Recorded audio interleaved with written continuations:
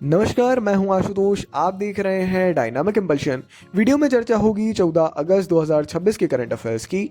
आपको पता है कि ज्ञान को अधूरा नहीं छोड़ना चाहिए, इसीलिए अंत तक जरूर जुड़े रहिएगा।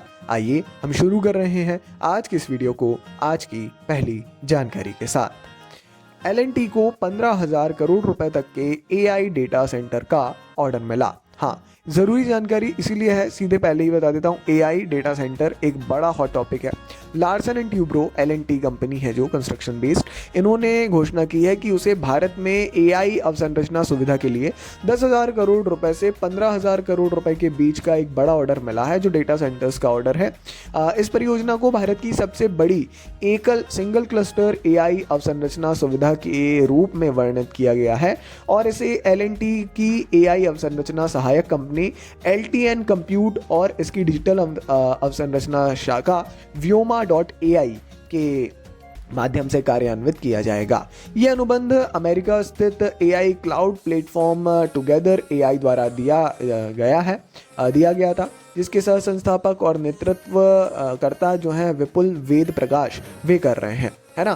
तो इस सुविधा को प्रशिक्षण, अनुमान लगाने और वर्कलोड को बेहतर बनाने के लिए AI फैक्ट्री के रूप में योजनाबद्ध किया गया है, जो मशीन लर्निंग और जनरेटिव AI सिस्टम में मानक कंप्यूटिंग कार्य है। जरूरी जानकारी पढ़िएगा। आगे बढ़ते हुए, अगरतला हवाई अड्डे पर भारतीय सेना ने CISF कर्मियों को प्रशिक्षण दिया।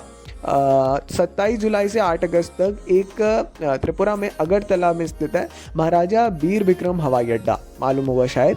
यहाँ पर केंद्रीय औद्योगिक सुरक्षा बल, जिसे CISF कहते हैं, CISF का 14 दिवसीय विशेष प्रशिक्षण कार्यक्रम आयोजित किया गया। बहुत ज़्यादा इंपॉर्टेंट नहीं है, मगर क्यों है तो समझा देता हूँ। ये कार्यक्रम स्पीयर कोर और रेड शील्ड डिवीजन के अंतर्गत आयोजित किया गया था और इसमें सामरिक कौशल, विमानन सुरक्षा और आकस्मिक प्रतिक्रिया विधियों को शामिल किया गया था।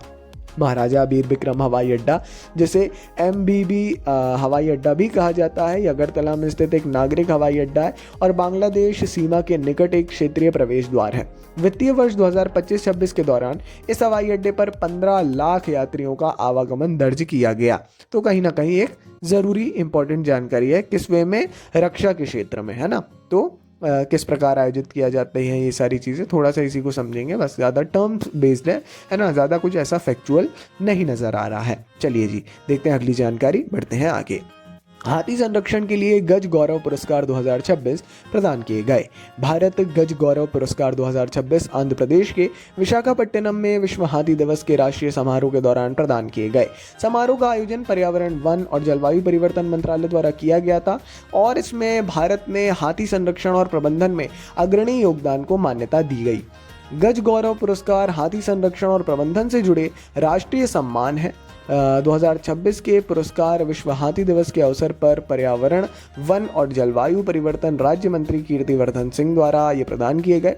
पश्चिम बंगाल के जल्दापारा राष्ट्रीय उद्यान के 7 महावतों को बाढ़ बचाव कार्य के लिए 2026 का पुरस्कार प्राप्त हुआ। सबसे इंपॉर्टेंट लाइन नीचे लिखी है, पश्चिम बंगाल के जल्दापारा राष्ट्रीय उद्यान के 7 महावतों, है ना, महावत यानी जो हाथी का संचालन करते हैं, है ना, तो उनको जो है ये पुरस्कार प्रदान किया गया है। तो एक बड़ी ज़रूरी इंपॉर्टेंट जानकारी हो जाती है सीधे तौर पे। ज़रूर इसके बारे में थोड़ा सा आप जो है माइन्यूट लेवल पे पढ़िएगा, पहले किसको दिया गया था, अभी किसको है, क्योंकि ये अवार्ड्स में भी आ रहा है और पर्यावरण वन में भी आ रहा है, जलवायु परिवर्तन विषय में। आगे बढ़ते हैं। NBA राष्ट्रीय जैव विविधता प्राधिकरण ने मस्टर्ड जेनेटिक रिसोर्सेज से 15.52 करोड़ रुपए जारी किए हैं। जैविक विविधता अधिनियम 2002 के तहत सरसों के आनुवांशिक, सरसों यानी आपको मालूम है मस्टर्ड, है ना, ब्लैक जो सरसों मस्टर्ड, इसके आनुवंशिक संसाधनों से प्राप्त पहुंच और लाभ साझाकरण आय के रूप में 15.52 करोड़ रुपए जो है जारी किए गए हैं। एक बार फिर, तो ये धनराशि मेसर्स पायनियर ओवरसीज कॉरपोरेशन से सरसों की 10 व्यावसायिक संकर किस्मों के विकास के लिए एकत्रित की गई थी। जैविक विविधता अधिनियम के अंतर्गत पहुंच और लाभ साझाकरण इसमें देखने को मिला। तो जैविक संसाधनों और उनसे जुड़े पारंपरिक ज्ञान के उपयोग से उत्पन्न होने वाले मौद्रिक और गैर मौद्रिक लाभों को साझा करने के लिए जैविक विविधता अधिनियम 2002 के अंतर्गत पहुंच और लाभ साझाकरण एक कानूनी तंत्र है। भारत में जैविक संसाधनों तक पहुंच को विनियमित करने और लाभ साझाकरण व्यवस्थाओं को मंजूरी देने के लिए राष्ट्रीय स्तर पर NBA एक वैधानिक निकाय है। NBA के बारे में जानना बड़ा ज़रूरी है। ये जानकारी भी वाइल्ड लाइफ से जुड़ी है, जलवायु पर से जुड़ी है और सबसे ज़रूरी उसके नाम में ही है, बायोडाइवर्सिटी से जुड़ी है। आगे बढ़ते हुए देखते हैं अगली जानकारी को। सेना तेलंगाना में युवा प्रशिक्षण केंद्र स्थापित करेगी। एक बार और जो है सेना से जुड़ा हुआ, प्रशिक्षण से ही जुड़ा हुआ ये जानकारी।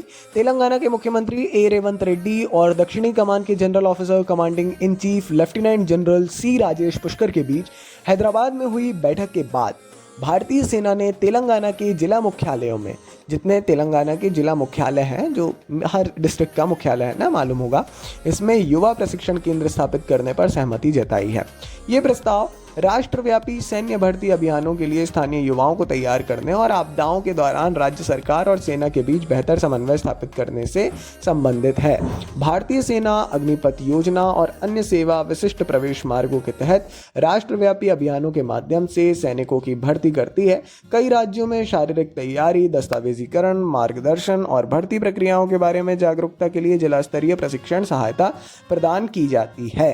तो ये कुछ तेलंगाना का आपको रुझान नज़र आएगा इन सारी जानकारियों से सेना की ओर, है ना, रक्षा के क्षेत्र में। तो ये कहीं ना कहीं इसी प्रकार से कनेक्ट करते हुए जानकारियाँ आएंगी, उसको पढ़ने का दायित्व हमारा है। आगे बढ़ते हैं। IIT गुवाहाटी ने 2 चरणों वाली माइक्रो एल्गी CO2 कैप्चर प्रक्रिया विकसित की है। IIT गुवाहाटी ने कार्बन डाइऑक्साइड को ग्रहण करने, बायोमास उत्पादन और जैव ऊर्जा उत्पन्न करने के लिए 2 चरणों वाली सूक्ष्म शैवाल संवर्धन प्रक्रिया विकसित की है। ये शोध रासायनिक अभियांत्रिकी विभाग के प्रोफेसर कौस्तुभा मोहंती और शोधार्थी दीपेश सिंह चौहान के नेतृत्व में किया गया था। इसे रिन्यूएबल एनर्जी पत्रिका में प्रकाशित किया गया है। इस प्रक्रिया के पहले चरण में सूक्ष्म शैवालों की तीव्र वृद्धि को बढ़ावा देने के लिए कार्बन डाइऑक्साइड की उच्च सांद्रता का उपयोग किया जाता है।